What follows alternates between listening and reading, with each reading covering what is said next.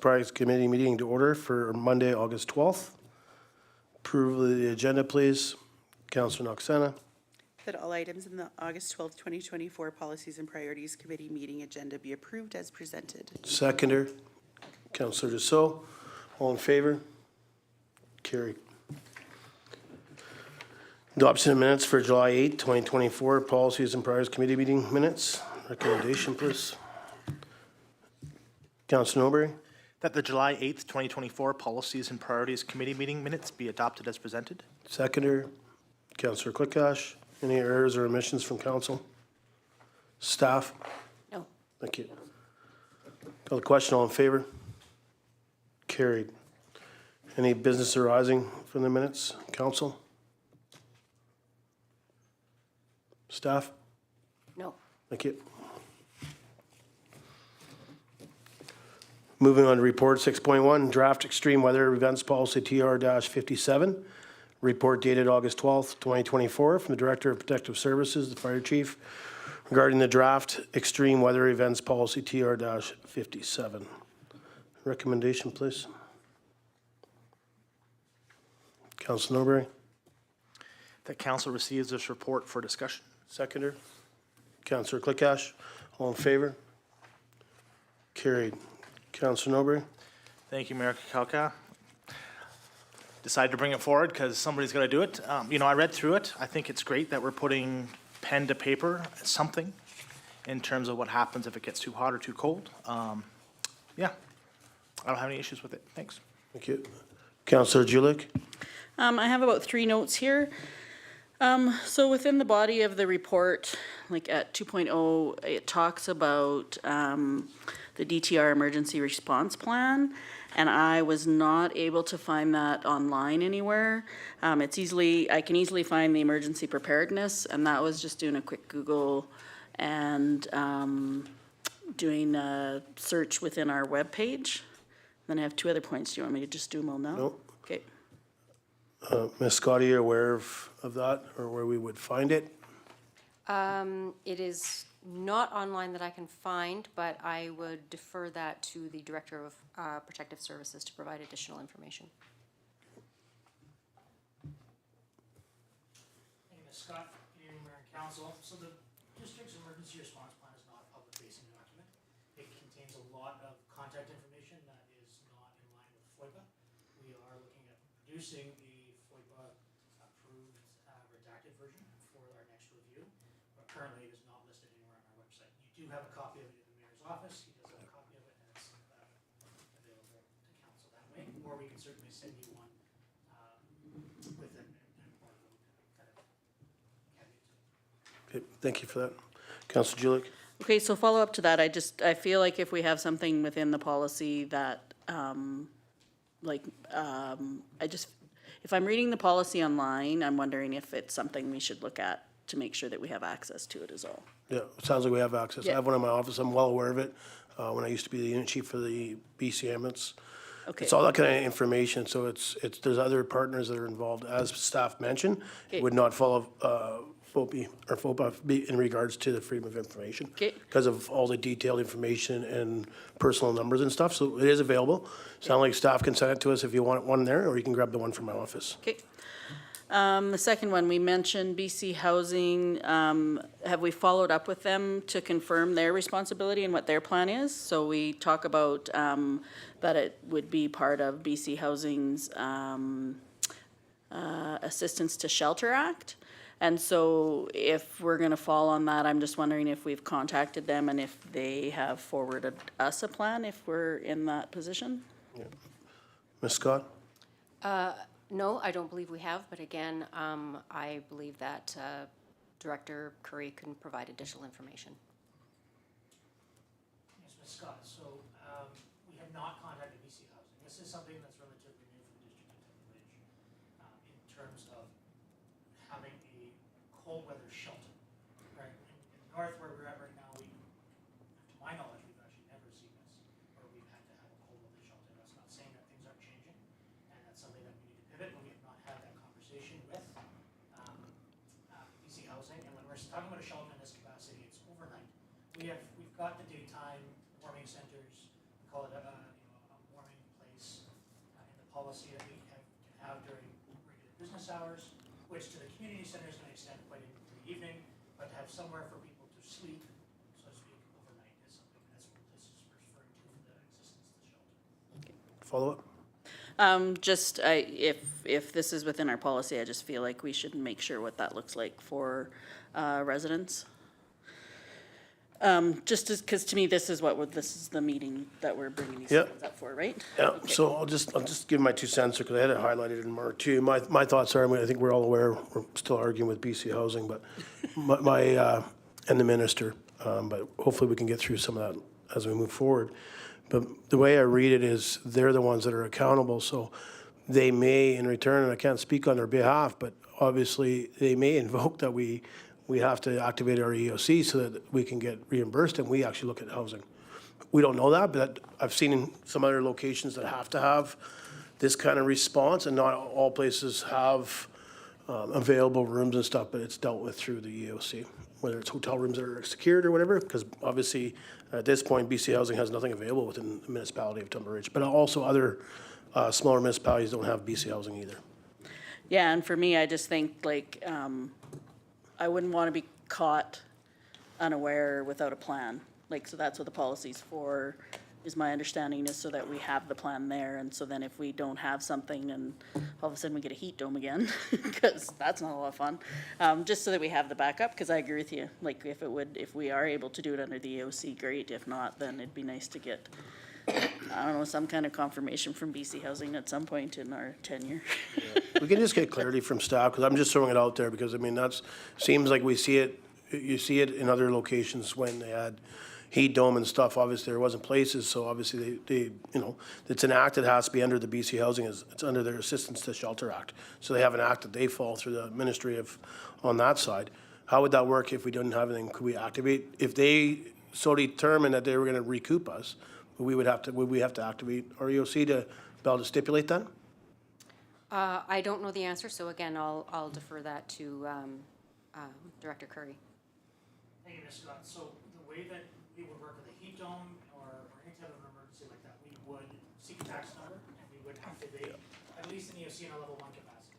So that could just be myself, the other individuals that are part of the emergency program, emergency management program, in order to recoup costs based on the EMCR reimbursement schedules. There are things that are eligible through the plan and there's things that are not. So we would be seeking compensation, and that was the premise of this whole thing, was to actually seek that there was going to be zero cost to the district in providing the service. We want to try and be offensive. Thank you. Councillor Julik. And so the EM program in the definitions is said emergency, so EM, it's. MCR? No, if you go down to the definitions, EM program is emergency management program. So again, you can go to emergency preparedness, or, because this is something different, because it's listed as the emergency management program. And the other one is something else. So I'm just, mostly for me, it's just something that I caught in the writing to make sure that we're consistent throughout the policy is all. I don't think there's anything specific. It's just kind of a heads up because I caught it was all. Ms. Scott? Yes, I noticed that under section 4.1.2, it also calls it the emergency management plan. So before the policy is adopted, we'll make sure that the wording is consistent throughout. That's it for me. So, Your Worship, if I can just add on to that. So the emergency management program is the overarching function of the department. So the Protective Services Department holds the function for emergency management program. The emergency response plan is a dedicated plan for emergency response only, not to deal with the actual emergency management. So they're two separate things. I know that they can be a little bit misleading and they're kind of referred to, but emergency management program is a function of the department. Okay, thank you for that clarity. I was going to ask again. Councillor Julik, anything else? No, I'm good, thanks. Okay, I guess question back to staff, when we talk about it, and I had it highlighted, and Councillor Julik's brought it forward, and it states in a couple spots, but the District of Tumber Ridge is of the opinion that this jurisdiction of opening and operating warming centers as well as cooling centers lies with the BC Housing under the Assistance of Shelter Act. Can we confirm that before we have this written into policy, and that we have a way of contacting them if need be after hours? That would be my only concern. We're putting it in policy, which I understand why we would, We believe it's, it's under that act, that they would be the ones to implement it after hours, because it talks about, from staff side, how, to me, it seems like we have no issues with regular business hours in regards to heating or a cooling center, but it becomes that after long periods of power outages or gas outages or such, that we have a contact that we can make sure that, if we're gonna put it in this policy, that we're gonna rely on this act, and with the organization that's supposed to be assisting that act, that we actually have a contact and we can make sure it flows through properly for staff. Because, obviously, once this is into play, this is for staff to go forward with, not having our hands in there every day, finding out, make sure we've called people, so. Ms. Scott? Yeah, and so again, I will let Director Curry speak on whether he has already done that background information or not. Thank you, Ms. Scott, Mayor and Council. So, exactly what the mayor was just talking about, in the absence of something with gas, power, these are just the regular cold winters that Tumblr sees. So cold weather warning, these are what we experience every single year, our snap of 3 days of -40. That's where, in the opinion of the district, if we had a homeless population or displaced persons, the actual act of having a shelter is under the assistance to shelter through BC Housing. If we have a situation where we have the gas outage, where we have the power outage, in cold weather for extended durations, that is gonna fall under our emergency response plan. We will open a shelter overnight, we will staff it, we will do everything that we need to for our residents in those emergency cases. But it's for the planned outages, it's for the long durations, the typical winters, where we're saying, no, that's not the municipality's function to have the after-hour shelter.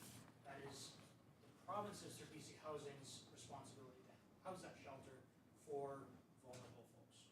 That conversation has not happened. It's not something that typically does happen. In all likelihood, the Assistance to Shelter Act actually has language in it, and they will refer out to other community stakeholders, such as churches and the like. They'll look out for those type of community champions in order to try and, if there's a need for it, they'll reach out to them, and then they would actually house these things on behalf of BC Housing, not necessarily municipality. Perfect. Thank you very much for that clarity. Okay, anything else, Councillor Norbury?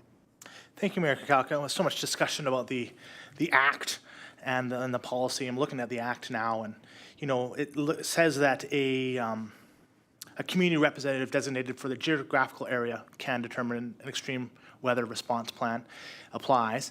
Is that going to be our CAO? Is that going to be Chief Curry? Is that something that we would designate in this policy, or is that in reference to another one? Just curious. Yeah, Ms. Scott? My thoughts are, it'd be from their side, but Ms. Scott? I believe it comes from the province, but I don't want to give you wrong information. So again, I'll let Director Curry answer that. Thank you, Ms. Scott. So in the absence of having somebody designated through an emergency program, it would be somebody in the community. It could be a police officer, it could be constables, everybody that's actually under that assistance to shelter. Police are actually identified as the individuals that have to actually have one-on-one conversations with folks to say, no, you need to seek shelter. We can't force anybody to do it, but they have to guide them to where they need to go. So with the emergency management program that the district is going to have, we would make that determination. We could have that conversation, but yes, in a roundabout way, with the municipality. Thank you for that. Follow-up, Councillor Norbury? Nope, that's it. Thanks. Thank you. Okay, anything else from council?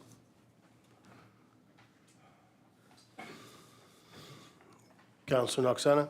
I will make a motion that council forwards the draft extreme weather events policy TR 57 to a regular meeting for adoption. Seconder? Councillor Dussault. Discussion? Call the question. All in favor? Motion carries.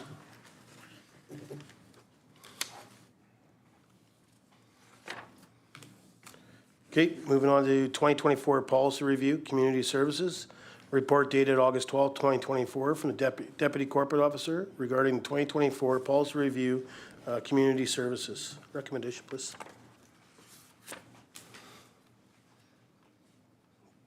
Councillor Hoffman? Thank you, Mayor. That staff brings a recommendation to repeal the following policies at a regular council meeting. Would you like me to read the list, or? Yes, please. Okay. Admin 1, Policy and Procedures Manual. Admin 2, Incident Reports. Admin 4, External Agencies and Bodies. Admin 5, Information for Public Release. Admin 7, receiving of goods. Admin 8, accounts receivable. Admin 11, timesheets. Admin 12, contracts. Admin 14, dress code.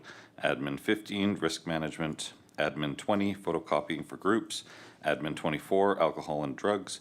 Admin 30, fire alarm procedures. Admin 31, emergency procedures. Admin 33, maintenance management system manual. Admin 34, accident procedures. Admin 39, maintenance service rates. Admin 40, petty cash. Arena 2, arena booking reconciliation. Arena 3, arena dressing room allocation. Mate 2, log books. Mate 3, maintenance tools. Rec 2, school key security. Thank you. Seconder, Councillor Noxana. Discussion? Okay, call the question. All in favor? Motion carries. Okay, moving on to disc golf course, WNMS land use request, report dated August 12th, 2024, from Deputy Corporate Officer regarding the disc golf course, WNMS land use request. Council direction, Councillor Noxana. Thank you. The council receives this report for discussion. Seconder, Councillor Julik. All in favor? Motion carries. Councillor Julik, or sorry, Councillor Noxana, sorry. my bad. Good golly. Yeah. Thank you. So I read through the report, and I'm really happy with the work that staff has done to bring this forward to us. I do see that the WNMS has been working on this since July 4th, 2023. That's when it hit our desks. So we're at 13 months. I'm hoping that we can come to an agreement tonight at this meeting of what direction we would like to go for them. We're winding down the summer now, and we all know that our building season is coming to an end quickly. So happy to hear anyone else's thoughts. If not, I'll make a motion. Thank you. Councillor Julik? Yeah, I really like the report. I like how it goes towards our strategic plan and all of those things. But some of my concerns are, what does this look like for costs for WNMS going forward? Is this going to be, like, will they be looking after the course? Will we be doing the mowing of the lawns, like the grass and stuff like that? Like, how much responsibility then becomes the responsibility of the District of Tumbler Ridge? The other thing is I also have questions around the land appraisal. So if we're giving this property away, what does that value look like? Because essentially, and I guess maybe not giving it away, but that if we provide the lease, then that's not able to be used for anything else. So I would, and I understand that that's $1,700, but I wonder if we're doing our due diligence if we don't get that appraisal, so we know what the value of that is. And then the liability piece, I think that we have to be careful and cognizant of that, just going forward. And does that mean extra costs for WNMS? And then again, the amount of time for the lease. Like, we can't do it in perpetuity. So what does that look like for WNMS with their investment going forward? So those are the questions that I have. So I'd be interested in hearing. At this point, don't think I have enough information to make a real great decision. Okay. So on one of your comments, you talk about like grass cutting and the upkeep and stuff like that. And in regards to the recommendation that's been put forward by staff, it's a lease agreement. That would be all at the Wolverine Nordic Mountain Society would be in having to upkeep it all under that lease agreement. There is another option there that talks about in our agenda. But right now, with the one that staff has recommended, and there's alternatives, that would be them having to do the upkeep, the grass and all that. I mean, I think it's up to council in regards to the one question you asked about, how much is the land worth? Are we doing, have we got all the information we need to know when we're signing a lease agreement with an organization? And I think it comes down to, I think that was one of the questions I did ask previously during this process, after they came forward in a delegation, was if we're gonna give up land, what's the value of that land, so we know what that is? I guess in no disrespect, I don't believe I don't know if that makes a difference in my vote or my decision-making as I go forward reading through the report. I think when we talk about the disc golf course, so the front 9, the back 9. I think if there was ever a land crunch or there was something that was going on that we need, I'm pretty sure that'll be something within the lease agreement that staff would negotiate through, just in case there's ever an opportunity that we have to move something. Obviously, we, work with the group because you don't want to give them something, have them invested. It doesn't mean it can't be moved. And my understanding when the delegation was here, they're talking about some cement pads and stuff. So I mean, to me, if we had to move certain things because for who knows what happens that comes up, I think we would just have to be covering that to move that hole to make it, if we had to dig a water line or something that was there, that would be my thing. Ms. Scott, do you see any other concerns there with the questions that were asked by Councillor Julich? Like, did I hit it right? So I don't want to, I read through the report, I know how I've read it. My opinion is the one option that staff has put forward is the lease agreement. That is, would be up to the Wolverine Nordic Mountain Society. They would be the upkeepers of it. To me, we're always going to have liability concerns when it's our land, and that's why we would make sure they have the proper insurance and we're named in it. That's, staff would have that thing, but we always have that. I don't know if there's anything I'm missing besides the one thing when you talked about appraisal, and I think if that is something, Councillor Julich, that you think that's viable information for you to be able to, you would just have to debate that with your council to see if you can get 3 friends to spend $1,700 to have it done. Yeah, I think that was all your questions, I believe. Okay. I got Councillor Knox and then Councillor Norbury. Thank you. So the cost for the WNMS to put this up is something they discussed here as a delegation with us, and they were happy to take that on themselves. I struggle with the thought that we're giving land away and we don't know the value of it. We're not giving anything away. We are allowing a valued organization in our community to build an asset for our entire community. And as a bonus, this is a tourist attraction that will bring more tourism to our community. I look at what the Mountain Bike Association has done here with the pump track in Tumbler Ridge. It was an agreement with the district, and they built an amazing facility here for us and our kids and our community to use. And it's been a huge tourist attraction. I don't know if I've ever been down there in the summer and not seen people from out of town raving about how did we get this. And Fort St. John's actually building one right now because they have insane value in communities. So why would we then say the WNMS can't add value to our community in a similar for a similar purpose? There you go. This is an organization that has been in our community for 20-some years. They're not a gamble. They've been taking care of trails for that long. They've been able to take care of the trails. This is just trails that they're taking care of. They've already said they're able to do the maintenance. So I'm not sure where we would have an issue with any of those things. While I see that land is valuable, I would not be in favor of spending $1,700 and delaying this process even longer. It's been 13 months. I feel like I've had enough time in 13 months to gather all the information I can. There's no more information that I can get out of this.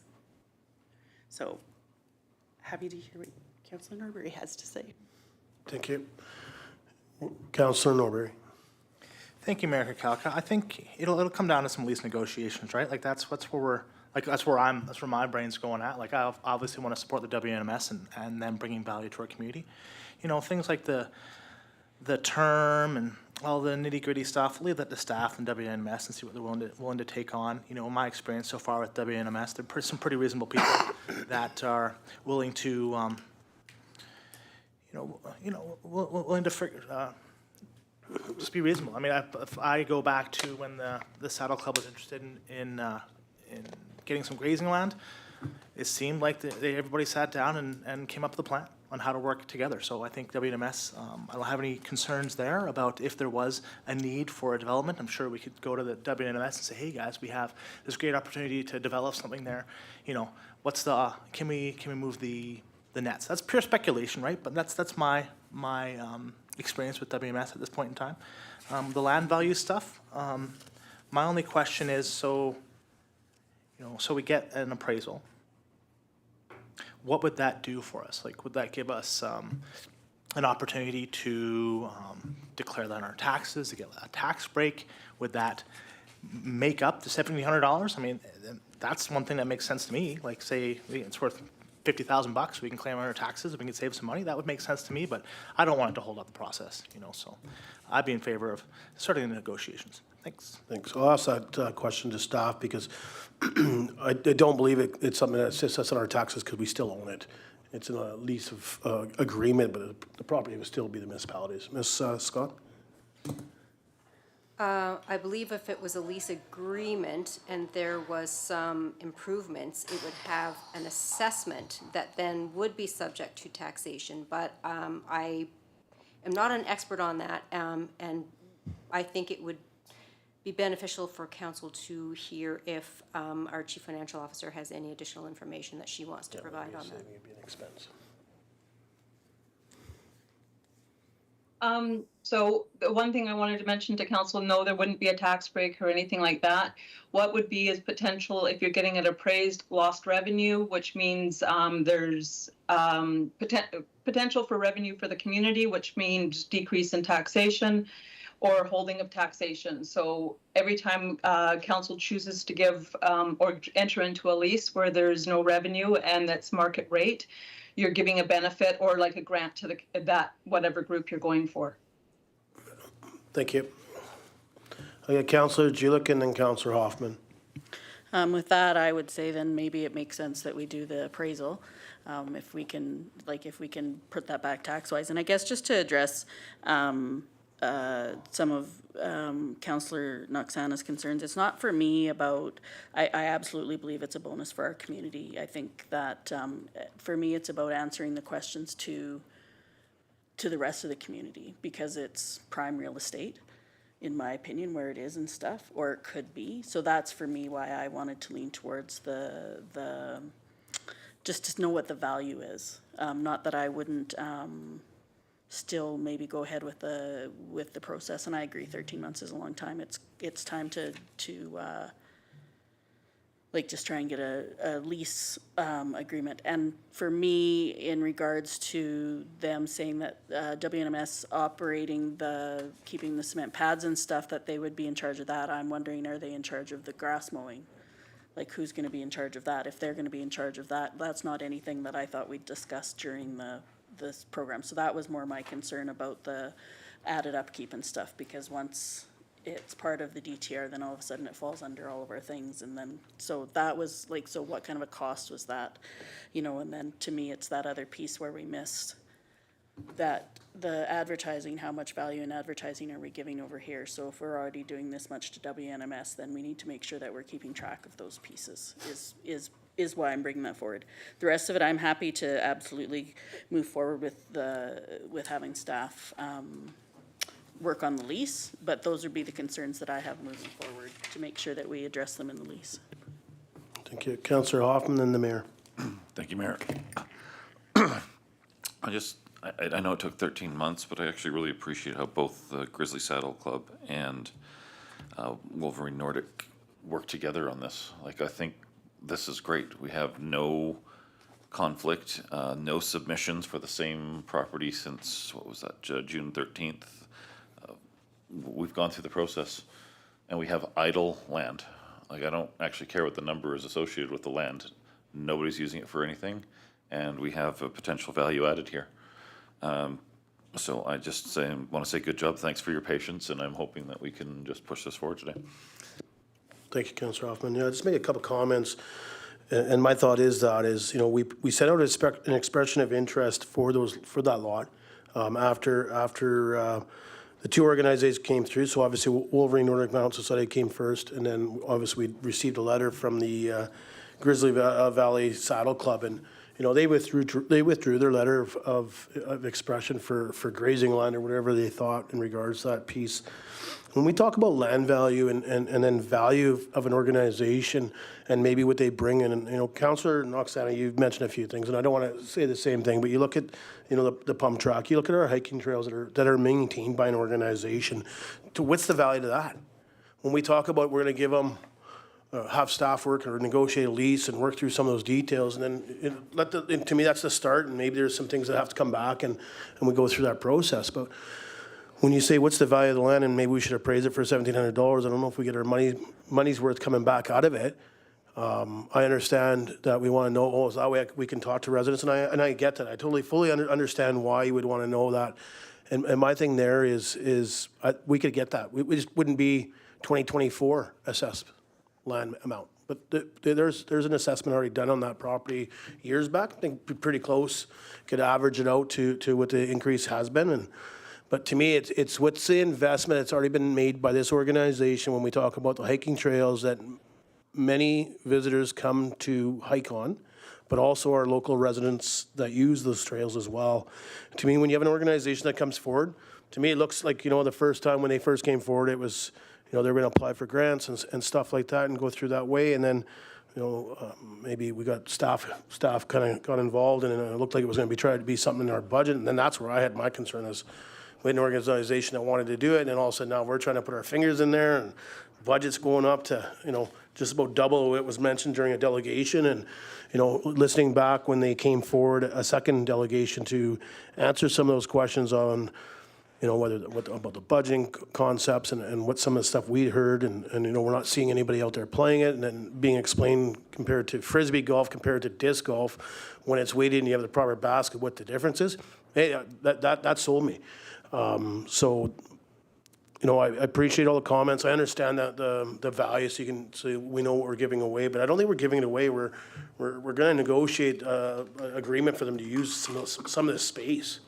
I know some of your things you mentioned about grass cutting. It's actually within the report in regards to the lease agreement on some of what happens, and I think that gives staff and this organization to sit down and see if it still fits in within what the Wolverine Nordic Mountain Society was thinking. And if not, that's when, they negotiate with staff and staff will have to come back and say, okay, well, maybe we have to, this is a piece that maybe they can't take on, and are we willing to take it on? What's the cost of that? Over how many years? Maybe that's something we still can't do. I think we have an opportunity there. I think if the negotiations, there's some things in there that staff will need input from, and maybe there's not. Maybe the organization is waited 13 months, pretty nice of them not to harp on us too hard of taking 13 months to get this moving forward. So I appreciate that. I'll be honest. I think there was some of the things, I'll say we held it up. I don't know if we really held it up, having to wait for some information to come before you can make those. So, it does take a bit of time, but I'll be supporting a motion once I go to Councilor Desault, and I'll be putting a motion on the floor. Councilor Desault? Thank you, Mayor. Yeah, I have heard what everybody says, and I agree with a lot of these comments of it has been 13 months. We have a group that has done a lot for this community. And I too will support the motion on the floor of supporting the lease agreement. Thank you. Okay, I'm going to put the motion on the floor that council directs administration to negotiate a lease agreement with the Wolverine Nordic Mountain Society as discussed and bring the agreement for approval at a regular council meeting. Seconder? Councillor Norberry, discussion? Councillor Norberry? Thank you, Mayor Kukalka. I'll support the motion on the floor. And, just a comment on the amount of time it takes. Like, you almost need like a navigator on how to get things pushed through to local government, hey? Like, holy crow. But, we're here now. I'm glad for their patience and fully support it. Thanks. Councillor Julik? Yeah, and I guess I just want to clarify, for me, it's not that, for me, I feel like it's us doing our due diligence as council. It's me asking for me to do my due diligence as council to find out what the value of that property is. I'm not saying that WNMS is not worthy, because that's not it at all. I absolutely see that the work that they put into the community and what they bring to our community. I also see it as one more thing for them that's on their shoulders. And while this board is good at doing that, that's another thing that adds on to a nonprofit. And to me, it's just having the value. And I would still say that we need to have a motion around going ahead with that appraisal in order for us to get the tax benefits, as our CFO mentioned previously. Thank you. Councillor Clickash? Yes, if this is a lease, will there be a termination agreement? I would think it'll be all within the lease negotiations. Ms. Scott? Yeah, that's correct. Normally, a lease agreement would have options for renewal or how to terminate. That would be included. Okay. Good. Good. Okay, any other discussion? Yeah, I'll just make a comment, and I can't speak on behalf of the organization, the Wolverine Nordic Mountain Society, but when I have Council Julie, when you bring comments like, well, what about this organization, or, you know, are they putting too much on their plate? I'll be honest, it's something for me to put my hands in. So when I see this report come forward, they come in a delegation. To me, whether it's the board today or just volunteers that are gonna eventually keep this moving, I look at all the trails, it's not even just the Wolverine Nordic and Mountain Society that deals with the trails. They've, you know, had or groups take on some of their trails to assist, and I think, you know, again, this is a valuable organization that does that, and to me, I don't want my hands in there to say that, are you sure you get enough time and workload available to be able to do this? To me, when they came forward, again, I don't know much about disc golf, I'll be honest about that, but they were very passionate about it. And I think, to me, as sitting on council, that to me it's important if we can do things, and to me the cost is very little to the municipality and our taxpayers, and our taxpayers will be able to use it. My understanding was, you know, they were handing out free weighted discs, I believe, or frisbees for people to use. You know, it's pretty impressive when you think groups come forward with that kind of stuff and just hand them out. So, Councillor Julich. I absolutely agree with everything everybody has said here. I also think that is our responsibility as council, as we enter into these lease agreements, that we're cognizant of what that looks like further on down the road. They're making this property, they're using it in a really great way. It also means, though, that we need to be looking ahead, because if something goes wrong, I agree, it's none of my business because they've said that they're gonna go ahead and they're gonna do that. It is my business about looking forward, because we are only here for another 2 years. We're gonna offer them a lease at 3 years. So to me, that is our responsibility. I absolutely think WNMS is an amazing group. They do amazing things for the community. That's what I say. I agree with everything here. But I also think it's our responsibility moving forward. It's not just our responsibility to do the rah-rah. We're the ones who have to make the hard decisions sometimes too. Thank you. Councillor Norbury? Thank you, Mayor Kakaka. We're just talking about some of the maintenance stuff. I mean, that's, we'll leave that to Dave and Mark to figure that out. Good luck. Maybe get Dr. Helm out there with a lot more. Thank you. Thank you. And just to maybe help a little bit, Councillor Julich, I mean, that's why we get into negotiations with leases and have different clauses in there. I mean, a staff's job is to protect the municipality from the start to the end, whether that's having some clauses in there and how we can get out or how they can get out. If they were to abandon it because they lose the volunteers, they can't, there'll be those kind of clauses that we have in all of our lease agreements, even with the other lease agreements that we have. There's always a clause in there, and I think, you know, one, that is to protect the municipality, but it's also to help protect the organization for these kind of things. And I think that's why you let the negotiations start, and staff will bring forward if it gets to a place where, you know, maybe it's not, there's going to be some more cost to the municipality than would actually we thinking within the report, that would have to come back forward to us.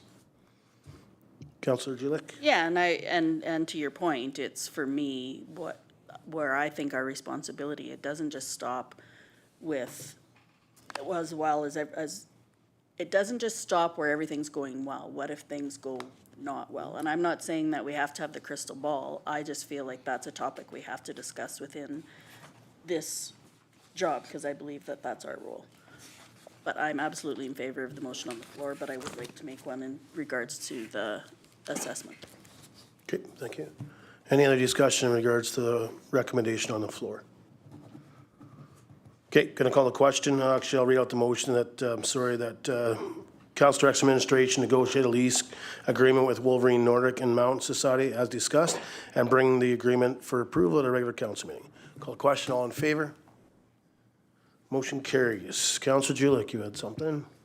I'd like to make a motion that staff go ahead with getting the value on the land so that we can use it that staff go ahead and get an appraisal done on the land if there is not one in our books already. Okay, let's take a seconder. Councillor Hoffman. Discussion. Councillor Hoffman. Thank you, Mayor. I just want to understand what this adds to this. We're going to spend $1,700 for this assessment, and for me, when I read the report, whether it's $20,000 or $200,000 as the assessment, it doesn't change anything. Like, we're not using the land for anything else, and I just don't see how we recoup that. Thank you. Ms. Scott, sorry to put you on, out there like this. Not sure if you'll be aware. Maybe I should have looked this up myself because I maybe spoke out of turn, but I know we did a multiple amount of land appraisals, 2014, 2015. Would you be aware if one was done on this location because it was being leased out at the at that time? I am not aware. Okay. at this time of that. Councillor Noxana. Thank you. I'm not in favor of the motion on the floor. I think we've already given direction to enter into a lease agreement with the WNMS. Having this value on the land changes nothing. That decision is already made. We've decided that here tonight.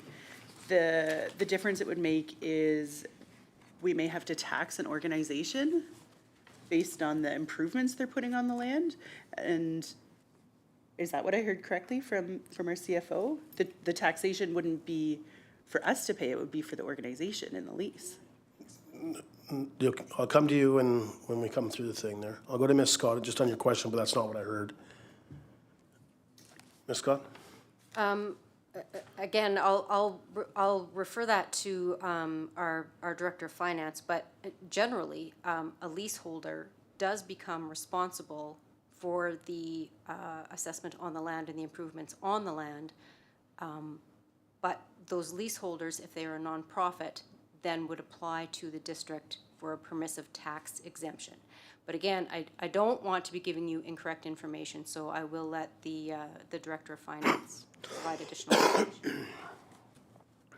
information. Yeah, if there was, improvements would likely be taxed, and it would be taxable. Therefore, they could apply, as the CAO mentioned, for a permissive tax exemption.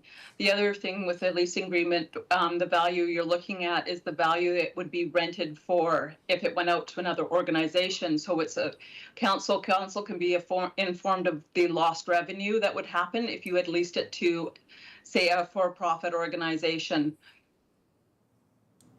Okay, thank you. Follow-up, Councillor? Yeah, I'm going to stand by my not in favor of the motion. We have no for-profit organizations looking for this land, and there's no tax we can collect off WNMS because they can apply for a tax exemption there. Okay, thank you. Councillor Julik? From what I understand, they can apply for the tax, whatever. Tax exemption? Exemption. And the idea is if we have a value on it, then it becomes a taxable write-off for the district. I'm by no means wanting this to go for, like, is that not what I understood from the CFO? Because once we have a value for it and we're giving that value, that's how I understood it. And this is why I've put the motion forward, was that once we had a value, then it became something that was beneficial to the district of Tumbler Ridge because we were not getting paid. Ms. Scott? I will let our Director of Finance respond. Through the mayor to council, no, there would be no financial benefit that way. There's no tax write-offs. We're a not-for-profit organization, so there's nothing for the district on that. What it is to give council an informed decision on what they are choosing to give free lease for. I'm going to ask. Okay, thanks for that. And I would say that I would still want to be in favor of the motion because I think that we need to be aware of how much money we're giving away. I by no means am wanting this value so that we can tax WNMS. That's not my point. My point is that we still need to have a value. So when we do our budgeting and we see where our grant and aids and where our fee for service and all of that stuff is, we need to have that value. So I understand that it's $1,700, but I think it's us doing due diligence.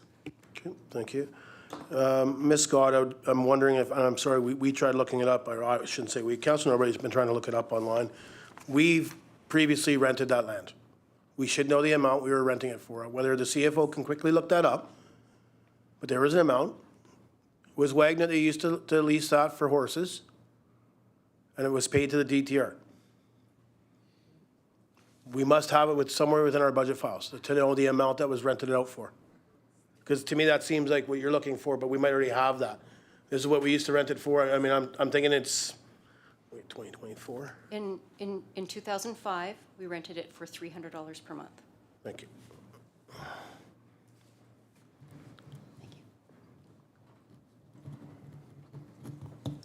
Thank you for that. Councillor Norbury and then Councillor Hoffman. Thank you, Mayor Kakalka. Looks like the BC assessment has some of the land listed at like $22,000 in total value. Like, I don't know.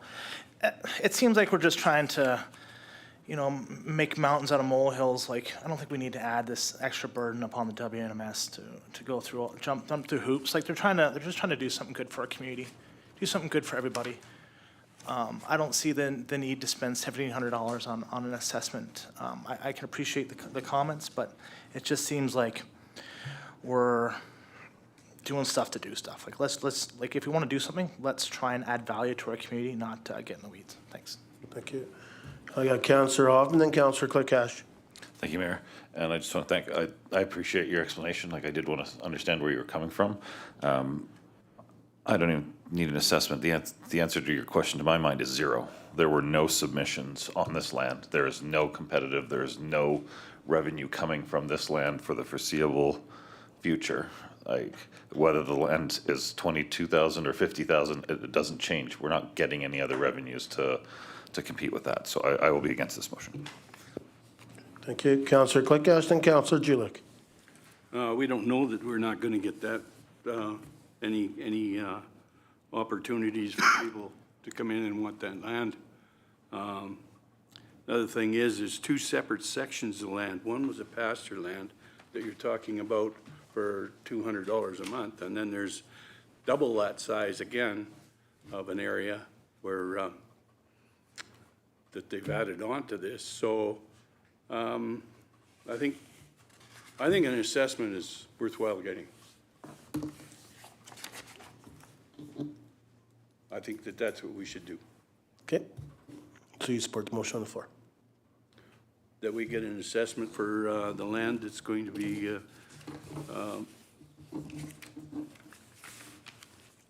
for the Nordic Society to use it for whatever that is, golf, disc golf. Yep.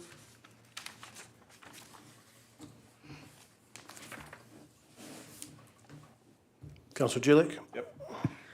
And I guess, I don't want to do this kind of thing back and forth, but it's frustrating sometimes to sit here. This isn't a burden for WNMS.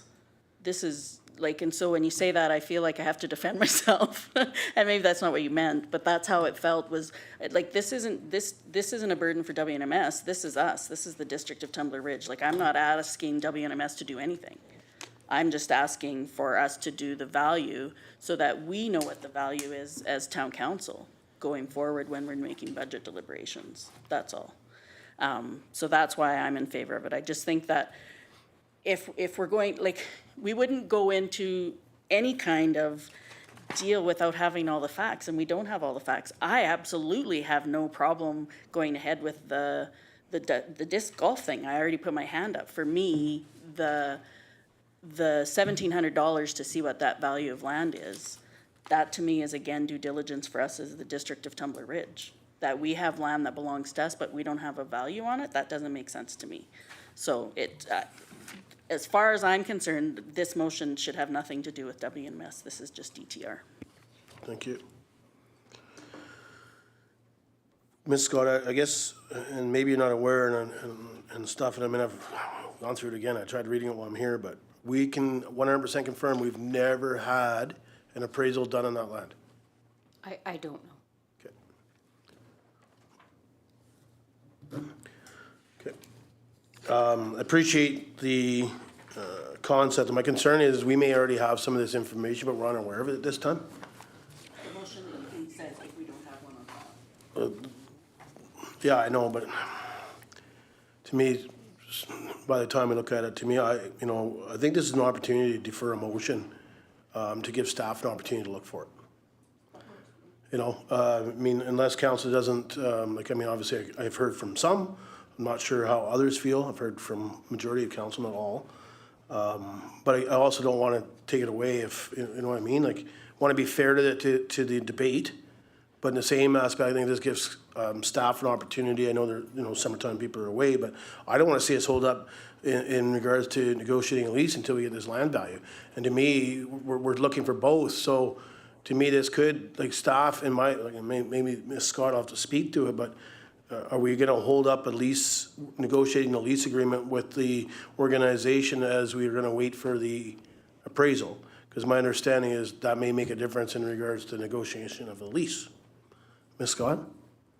No, I don't think requesting the appraisal on the land would hold up negotiations on the lease. It would be something that would be separate from negotiation of the lease. Okay. Thank you. Councillor Julik? I just wanted to say that I didn't think it should have to hold anything up, like, and if it was, I'm absolutely okay to defer it. But for me, it's just so that we have the value in our pocket moving forward, so we know what it's worth as the District of Tumbler Ridge. I by no means made the motion to hold up the process. Okay. Okay, any more discussion in regards to the motion? Councillor Julik, I just want to read it back so I didn't write it down.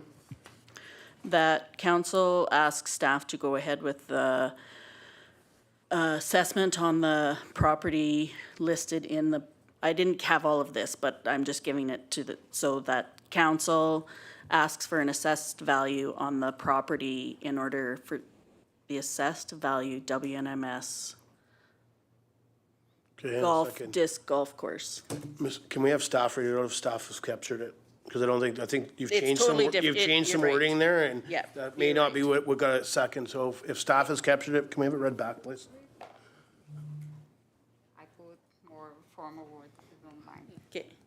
That the administration proceeds with the appraisal of the subject land, and then I put Yeah. the legal description of this land, to be very specific. So to clarify, it says that the administration proceeds with the appraisal. Appraisal. Okay, Okay. thank you for that. Okay, gonna call the question. All in favor? Opposed? Councillor Dussault, Councillor Hoffman, Councillor Noxana, Councillor Norbury, and Mayor Kukalka opposed. Motion is defeated.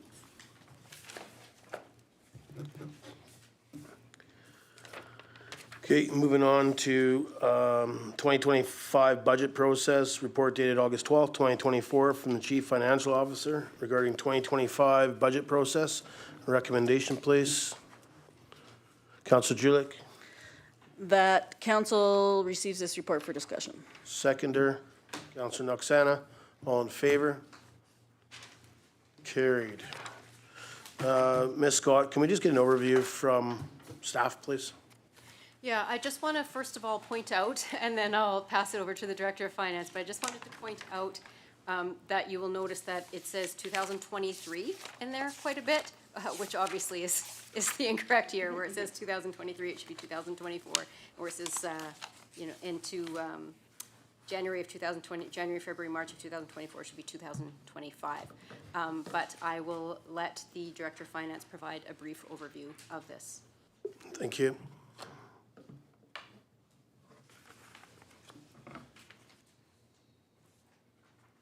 I was gonna just share my screen so I can take you through, but it's not popping up under share screen, which it did earlier, so.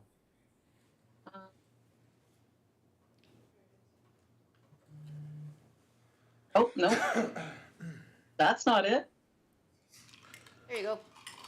Oh.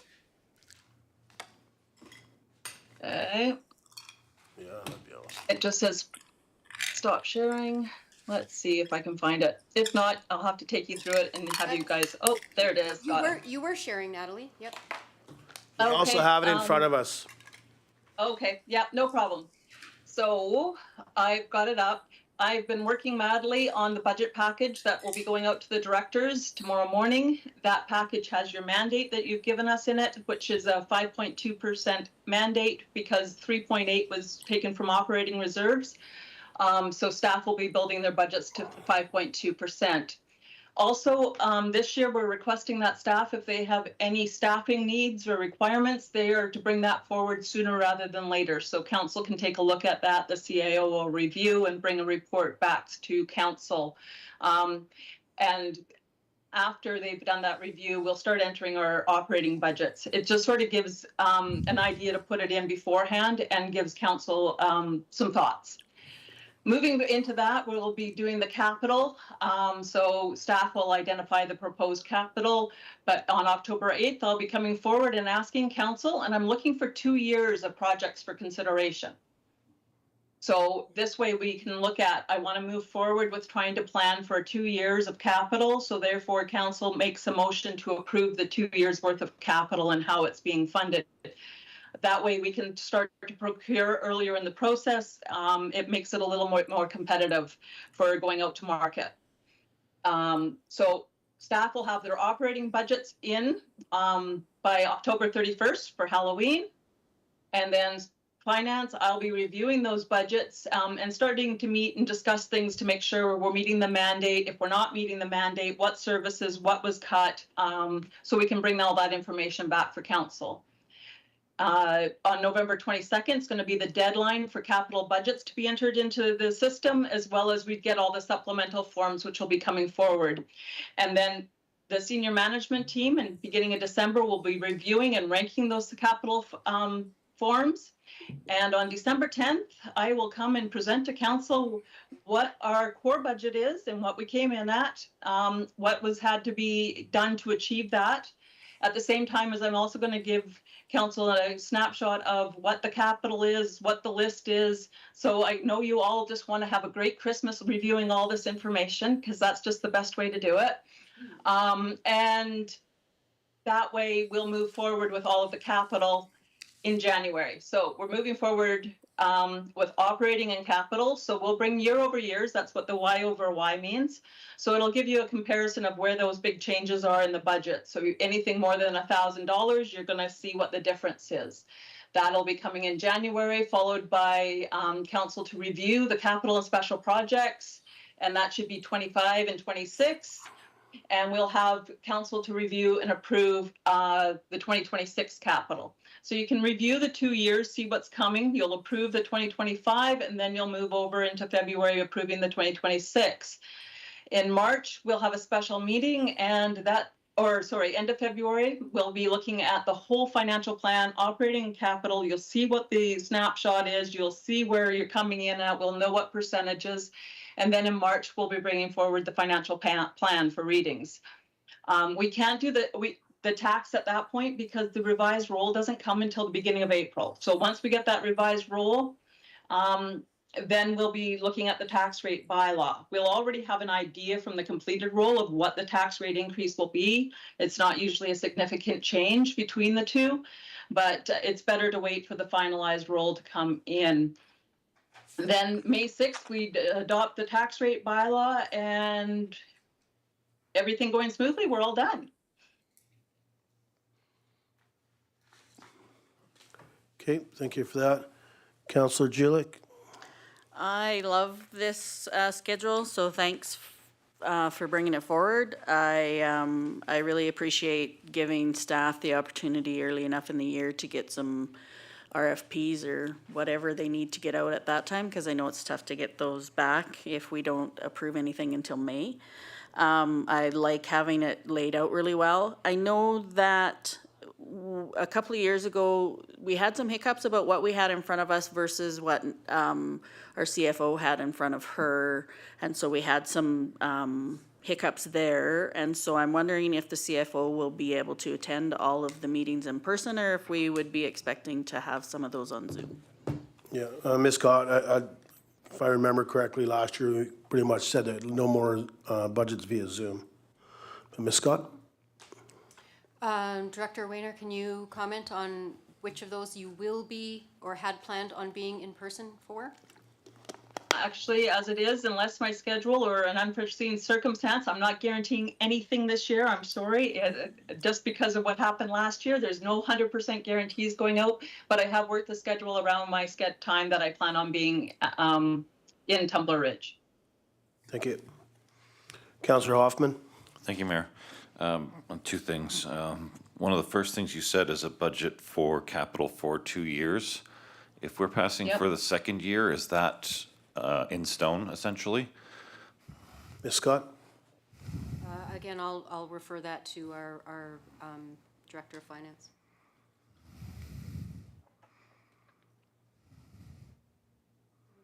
Oh, I can't hear anything. Was that referred to me? Yes, I'm looking for council to adopt and pass 2 years of the capital. Usually capital is funded from reserve funds and grants and those type of things. It's not recommended to come from taxation because that would create spikes in the taxes based on that capital. So I'm looking for council to actually approve 2 years of expenditures, and then that way, as soon as, say, they're done and getting ready for the next year, we can already be out the gate before December for going and getting out for RFPs.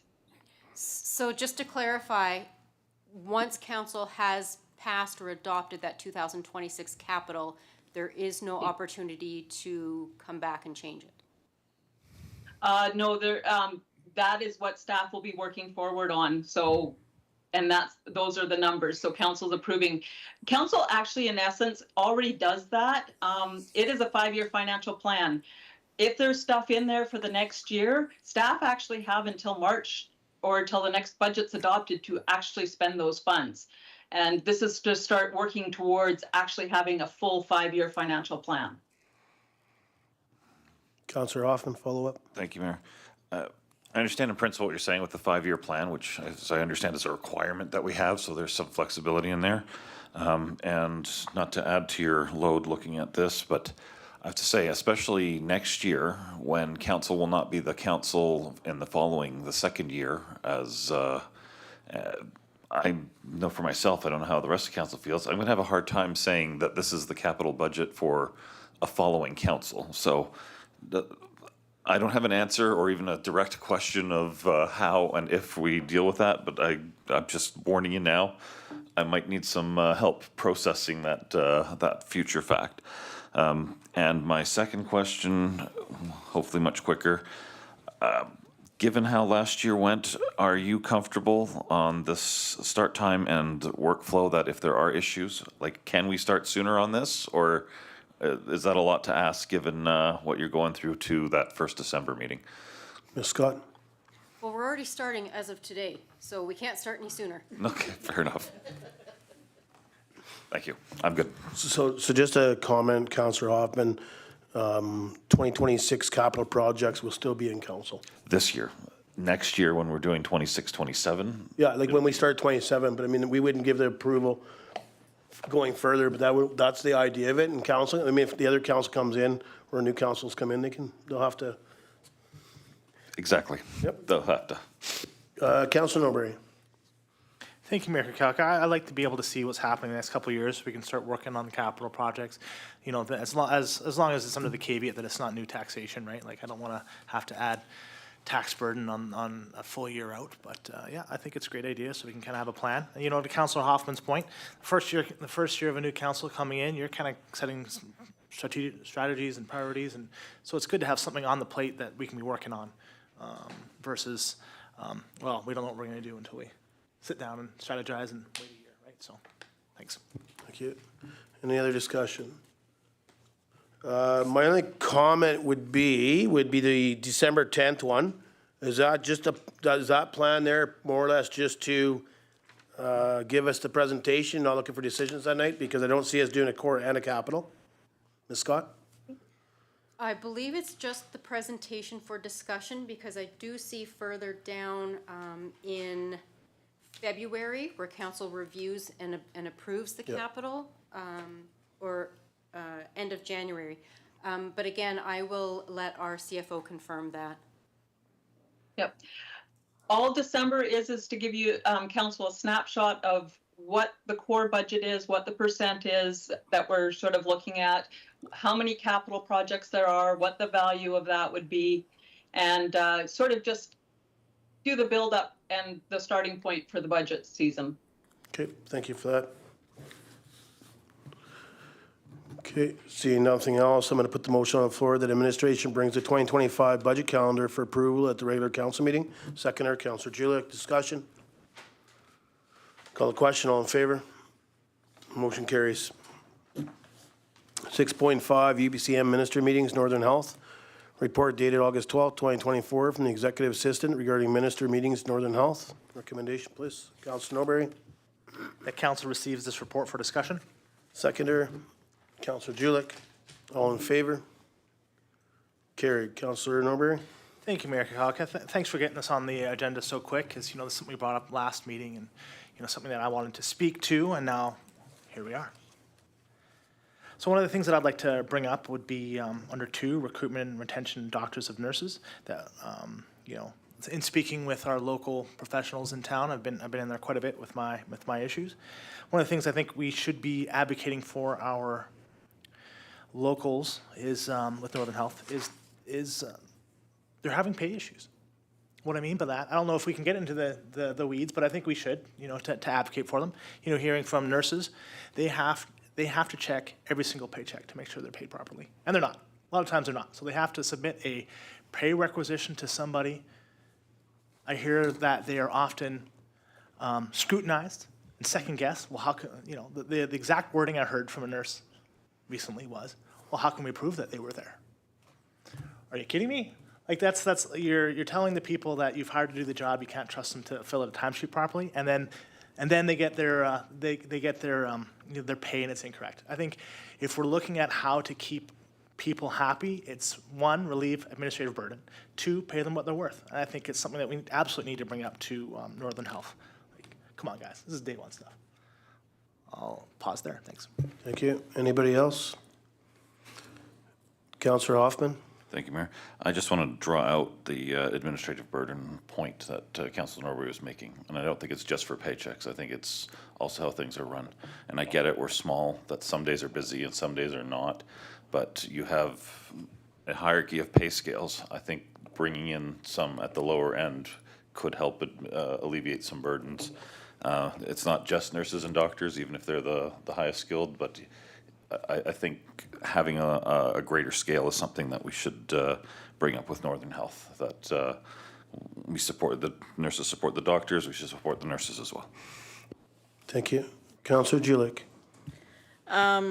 Yeah, I know what Councillor Norbury is saying about getting in the weeds, because I think that that's absolutely part of retention. And it just feels uncomfortable maybe, so I'll just get used to that. Just because I feel like then we're in somebody else's kitchen, but it absolutely is something that needs to be addressed, and how do we do that in the best way moving forward would be my guess. I absolutely think it's something we would be able to bring up, because I'm understanding this is what we're asking for in order to have the UBCM meetings.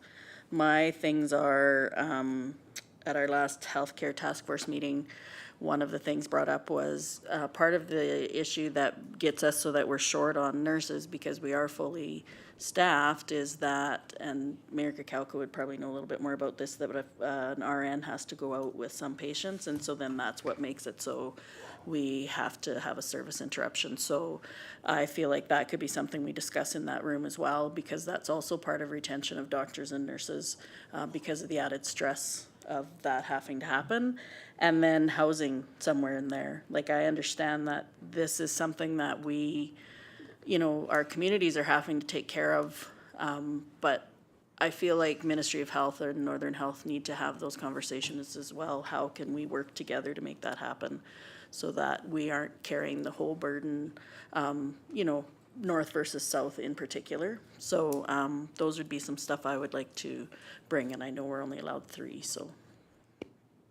Yeah, I think it can still go under retention and attraction. I mean, I think we have to have that whole open dialogue conversation. So maybe we have to add some things like that. Did forward a email to Ms. Scott, maybe late. I might have already sent it. I wasn't sure. I asked her in an email earlier today if I'd already sent it, but there was some notes in regards to the NCLJ that 2 councillors met with Northern Health there, so that'll hit one of our agendas, bit of information in there. I think another thing we should have a discussion of, and I know we're only allowed we're gonna get so much time, but we actually get more time than you think with these guys, so if we can stay on point and hopefully they can stay on point in their answers, we can probably get through a lot of things. But the other thing I think we should be having a discussion with Northern Health when we talk about partnership, and I think as a municipality council and then from staff side, the stuff what we have done to attract and retain staff, whether that's our access passes, the use of the apartment, again, now that COVID's over, we'll be going back to having the dinner out with medical professional staff. And then obviously with our teaching staff, something we have a motion for, and it was budgeted.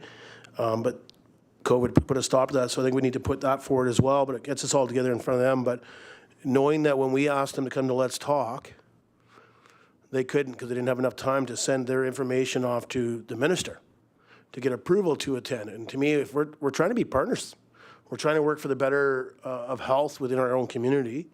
And to me, I think the municipality as a whole has done so much for that. I think we need to have that frank conversation on why, like, so that when we can deal from the ministry side. And I believe it. I believe it's election year. I believe that has lots to do with it. I'm pretty sure. I could be wrong. But I think that has a lot to do with it. I mean, and I don't know how they think they can hide it during an election year when it's all over the news now. Finally, the news picked it up.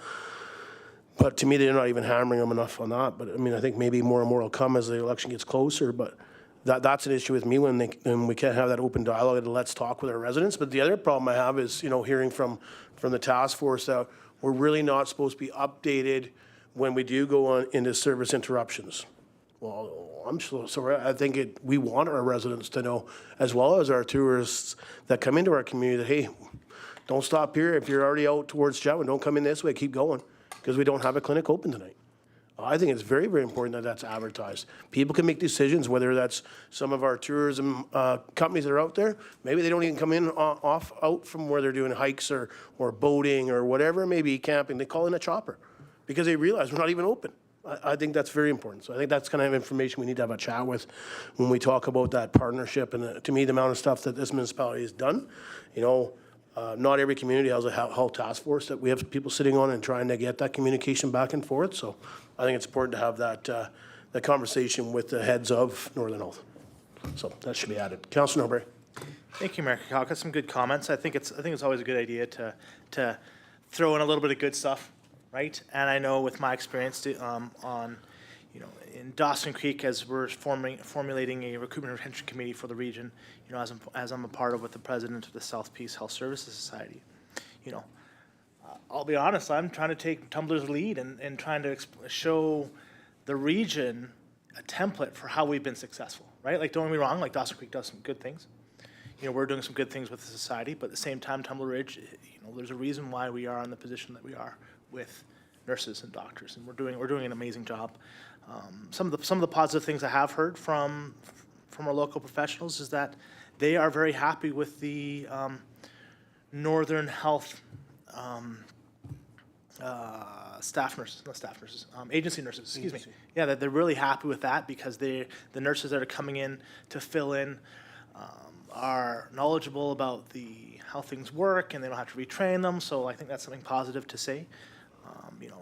Talking to Councillor Julick's point of housing, absolutely, it's something that's been recognized. Like at the locum house that we operate in Dawson Creek, we're being asked constantly, how can we upgrade? How can we change? How can we fit more doctors in there? And if we can't find a place for them to stay, how are we going to get locums? How are we going to get doctors? Right? Like, we have to refer patients to Dawson Creek. So, what does that look like for us? Something else I think might be brought up in the retention is, doctors are bringing up ways to assist our community, and the administration, the management, just shooting them down with ideas, right? That's a hard way for a doctor to take when they say, hey, I have this great initiative for the community, and management says no, that's not a priority, just move on, right? Well, these guys are the boots on the ground, they're the ones who are making us better. So I think I would be hesitant on giving specific examples, as I don't want to identify doctors, but at the same time, I think it should be said, like, if you have professionals bringing you ideas and suggestions, at least make them heard. Don't just ignore them. Thanks. Thanks. Councillor Julick. Yeah, I think that's a great idea about the good stuff, because we did get confirmation from the Ministry of Health that we're allowed to publicize now that we did get the primary care network for South Peace, which is a pretty big deal. And so I agree, Councillor Norbury, if we can do some of those celebrations, that's pretty awesome. The other thing too that I really would like to bring to the forefront for folks is that health conference that we've been able to have here in Tumbler Ridge. The reason that happens is because the doctors in the South Peace give up their professional learning funds so that the residents can come. And then that gives the residents an opportunity to see our community and at no cost to themselves. And then they have some really great learning opportunities as well. So, yeah, I think those are two things. And I don't know if Northern Health knows that our South Peace Division does that. But I think that's really great, and I appreciate you bringing that up. Thank you. Anything else council like to see maybe put on a sheet so we can, staff can get that dealt with? Again, we have a bit more time. I mean, obviously, we'll have to start with point one and work our way through it, but if we could be precise. Sorry? Ms. Scott? I'm sorry, staff, I think on the far side would like to talk. Oh, okay. Sorry, that's why I went to you, because of course I'm not going to. Thank you. Then the executive assistant, I believe, can provide council some additional information here. Sorry, Mayor and Council. It's for the minister meetings, you only are selected 3 topics. This through Northern Health was the exact same way as we did last year. We just have to point out subject topics and we get half an hour meeting time with them. So they're just doing it through the portal to make sure that everything minister meeting wise, commission meetings and all that kind of stuff. So you may, depending on how much you want to talk and stuff, you may be able to list everything that you discussed here tonight. So just FYI. Thank you. Okay, anything else, Councilor Norbury? Thank you, Mayor Kalka. I think sometimes it's a lot of times our place is advocacy. I think it's an opportunity, maybe we can just sort of say, hey, how can we advocate to the Ministry of Health for you? Right? They're only given as much as they are given, so they have to work within their confines. You know, if we gotta talk with the Ministry of Health, say, hey, you know, these guys need a little more money, I'd be happy to have that too. I think it's also a way to extend the olive branch, like, hey, here's our issues. Also, what do you need? Like, can we help you? Thanks. Thank you. Anything else from council?